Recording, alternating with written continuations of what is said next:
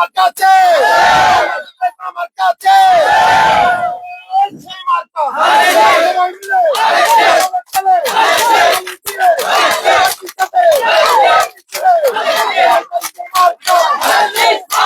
বিজয়ের মার্কা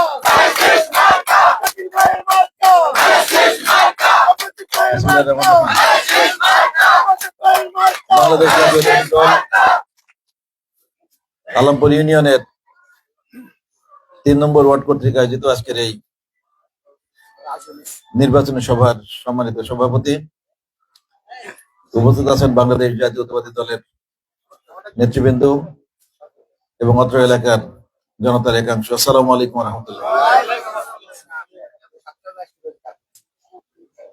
সুধীবৃন্দ, বিগত তিনটি নির্বাচনে এদেশের মানুষ ভোট দিতে পারেনি। 2018 সালে আমি নিজেও ধানের শীষের প্রার্থী ছিলাম, কিন্তু আমি এইভাবে আপনাদের সামনে আসতে পারিনি। আমাকে প্রচারণা চালানোর কোনো সুযোগ দেওয়া হয়নি। আমার উপরে পাঁচবার আক্রমণ হয়েছে। আমি 2বার মৃত্যুর খুব কাছাকাছি থেকে আমি ফিরে এসেছি। কিন্তু এবার বিগত 5ই আগস্টের পট পরিবর্তনের পরে এই বাংলাদেশে যে গণতান্ত্রিক ধারার সূচনা হয়েছে,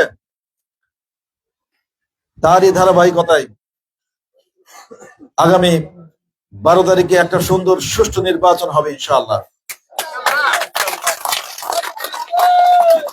এবং আমরা জানি এই বাংলাদেশে যতবার সুন্দর সুষ্ঠু নিরপেক্ষ নির্বাচন হয়েছে, প্রতিবারই আমাদের এই কুষ্টিয়া এলাকায় বাংলাদেশ জাতীয়তাবাদী দলের প্রার্থীরা ধানের শীষ প্রতীক নিয়ে সবসময় বিপুল ভোটে বিজয়ী হয়েছে। এবং এই নির্বাচনও আমরা আশা করি বাংলাদেশ জাতীয়তাবাদী দলের প্রতীক নিয়ে, ধানের শীষ নিয়ে আমাদের সকল প্রার্থী বিপুল ভোটে বিজয়ী হবে ইনশাআল্লাহ। আপনারা জানেন, এখন আমাদের যে প্রতিদ্বন্দ্বী প্রার্থী আছে, উনি বুঝতে পেরেছেন উনি জিততে পারবেন না, কারণ তাদের ভোটের হিসাব নিকাশ আমরা জানি। যারই পরিপ্রেক্ষিতে উনি এখন কিছু অজুহাত দাঁড় করাচ্ছেন। কয়েকদিন আগে একটা ঘটনাকে উনি অনেক বড় করে দেখে, এমনকি উনি সেটাকে যেটা ঘটে নাই সেরকম একটা কিছু দিয়ে উনি একটা ইমোশনাল অ্যাডভান্টেজ নেওয়ার চেষ্টা করছেন। এবং উনি কারণে অকারণে বিভিন্ন লোকের নামে উনি অভিযোগ করছেন। গত কয়েকদিন আগে উনি যদি এরকম মিথ্যাচার করেন, তাহলে উনি এমপি হলে কি করবেন সেটা আপনাদের ভিতরে। এবং এছাড়াও আপনারা দেখেছেন, যারা ইউটিউব ফেসবুক দেখেন, ওনার অনেক বক্তৃতা ওখানে আছে। আপনারা দেখতে পাবেন উনি বিভিন্ন সময়ে বিভিন্ন ধরনের, কোন সময় উনি বলেছেন যে উনি একটা বিশেষ দল করেন, কোন সময় উনি বলেন ওনার 14 গোষ্ঠী এটা করেন, কোন সময় বলেন যে ওনার চাচা কোথাকার চেয়ারম্যান, কোন সময় বলেন ওনার দাদা কোথাকার চেয়ারম্যান। সমস্ত অসংলগ্ন কথাবার্তা সবসময় বলেন।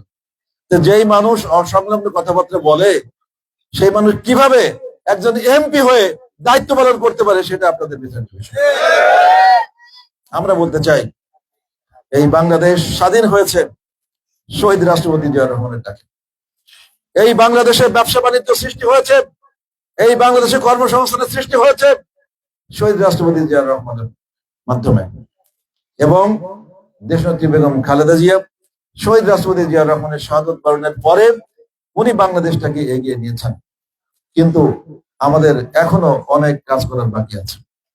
তাই আমরা শহীদ রাষ্ট্রপতি জিয়া রহমান এবং দেশনেত্রী বেগম খালেদা জিয়ার সুযোগ্য সন্তান দেশনাথ জনাব তারেক রহমানের হাতকে আমরা শক্তিশালী করে আমরা এই বাংলাদেশের বাকি উন্নয়নের কাজগুলো আমরা সমাপ্ত করতে চাই।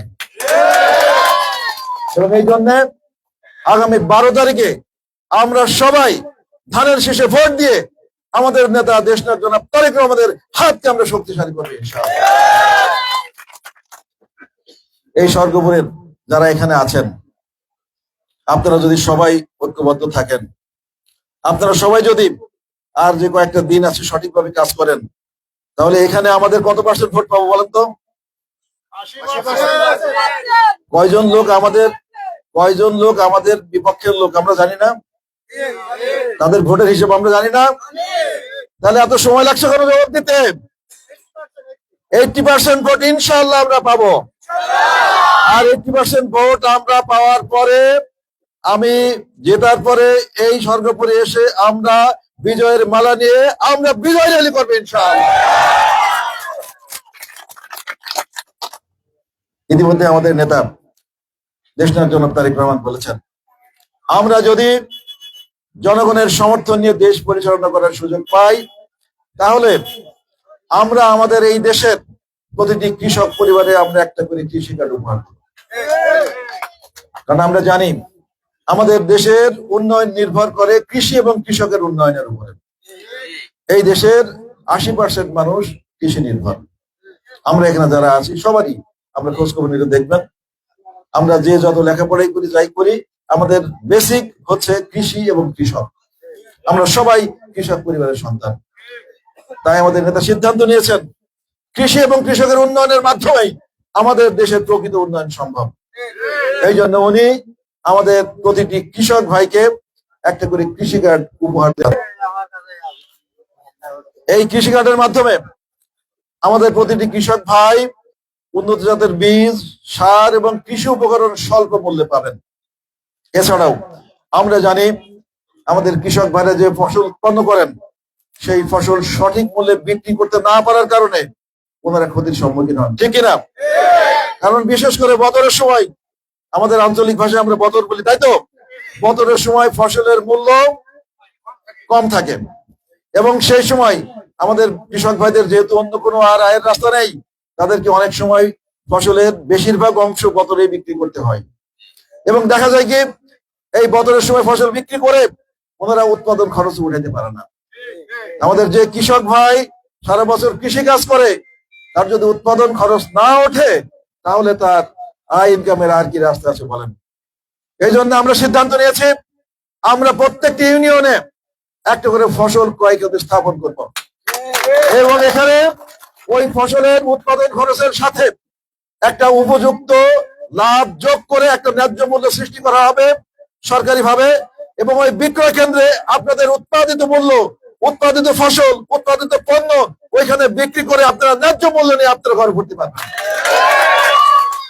এবং এছাড়া আমরা জানি প্রতি বছরেই আমাদের দেশে অতিবৃষ্টি, অনাবৃষ্টি অথবা শিলাবৃষ্টির কারণে আমাদের কৃষক ভাইদের ফসল হানি হয় কিনা?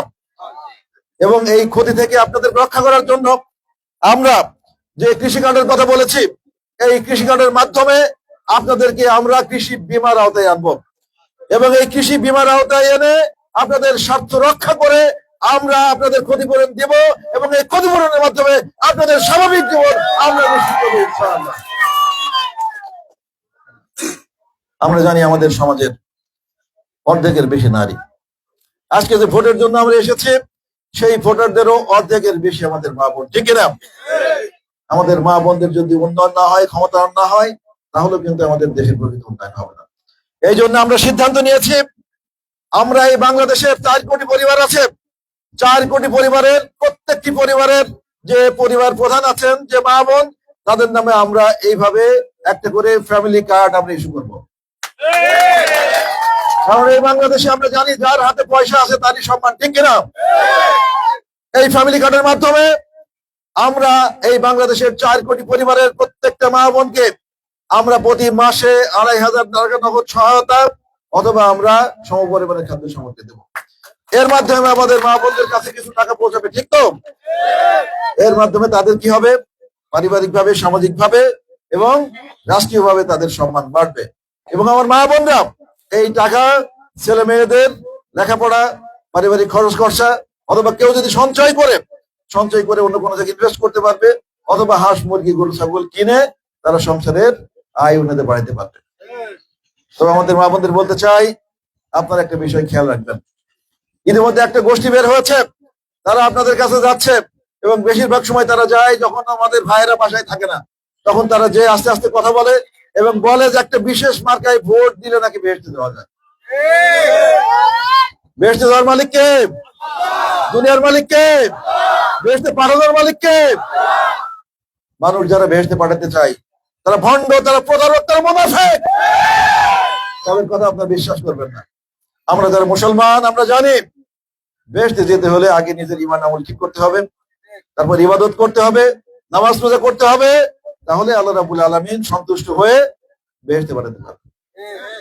ওই ভোট দিয়ে বেহেশতে যাওয়া যাবে না। আমার বন্ধুদেরকে বলতে চাই, আপনারা 12 তারিখে আপনারা সকাল সকাল যে আপনারা উন্নয়নের স্বার্থে, সমৃদ্ধির স্বার্থে, আপনাদের সম্মানের স্বার্থে, ক্ষমতায়নের স্বার্থে আপনারা দয়া করে ধানের শীষে ভোট দিবেন। আজকে এখানে আমাদের অনেক তরুণ যুবক আছে। এই বাংলাদেশের প্রায় 2.5 থেকে 3 কোটি যুবক বেকার, আমরা সবাই জানি, ঠিক কিনা? আমরা এই বেকারত্ব দূর করতে চাই, আমাদের বেকারদের কর্মসংস্থান আমরা সৃষ্টি করতে চাই। আমরা এই যুবক বেকারদের আমরা কারিগরি প্রশিক্ষণ দিয়ে এবং বিভিন্ন বিদেশি ভাষা যেমন চাইনিজ, কোরিয়ান, জাপানিজ এই সমস্ত ভাষা শিখিয়ে তাদের সক্ষমতা বৃদ্ধি করে তাদের দেশে এবং বিদেশে কর্মসংস্থানের ব্যবস্থা ইনশাআল্লাহ আমরা করব। আমরা জানি আমাদের এই দেশে প্রায় 3.5 কোটি মসজিদ আছে। এই মসজিদে যারা ইমাম আছেন, মুয়াজ্জিন আছেন, যারা খতিব আছেন, তারা সমাজের গুরুত্বপূর্ণ ভূমিকা পালন করেন। আমাদের জন্ম থেকে মৃত্যু পর্যন্ত আমাদের এই সময় আলেমদের সাথে আমাদের চলতে হয়। ওনারা ইসলামের প্রচার এবং প্রসারের জন্য অনেক, দেশনায়ক জনাব তারেক রহমান ইতিমধ্যে ঘোষণা করেছেন, আমরা যদি দেশ পরিচালনা করার সুযোগ পাই তাহলে আমরা ইমাম মুয়াজ্জিনদের পার্মানেন্ট ভাবে সম্মানী এবং ভাতার ব্যবস্থা করে তাদেরকে আমরা সম্মানিত করবো ইনশাআল্লাহ। পরিশেষে আমরা বলতে চাই, আমরা আমাদের কৃষক শ্রমিকদের স্বার্থ রক্ষা, তরুণ যুবকদের কর্মসংস্থান, মা বোনদের স্বাবলম্বী করা, ক্ষমতায়ন করা এবং আমাদের এই আলেম ওলামাদের সম্মান বাড়িয়ে আমাদের সমাজকে আমরা একটা বৈষম্যহীন, আমরা একটা নিরাপদ উন্নত সমাজ গড়তে চাই এবং এর মাধ্যমে আমাদের মুক্তিযুদ্ধের চেতনা, স্বাধীনতার অঙ্গীকার, শোষণহীন, ন্যায় ভিত্তিক আদর্শ সমাজ গড়ে তুলবো।